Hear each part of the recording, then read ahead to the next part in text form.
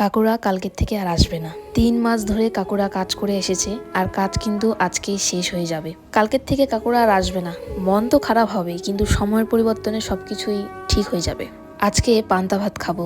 আমার বর আবার পান্তা ভাত খেতে খুবই ভালোবাসে, আর এই গরমে পান্তা ভাত খাওয়া সত্যিই খুব ভালো। আগের দিন রাত্রে আমি একটু বেশি করে ভাত বানিয়েছিলাম, যাতে পান্তা ভাতটা সকালে খেতে পারি। পান্তা ভাত যখনই খাই তখনই কিন্তু আমার বর মাখিয়ে দেয়, আর বরের মাখাটা আমার খেতে খুবই ভালো লাগে। এই যে দেখো কাকুরা কাজ করছে, আর আজকে কিন্তু শেষ কাজ কাকুদের।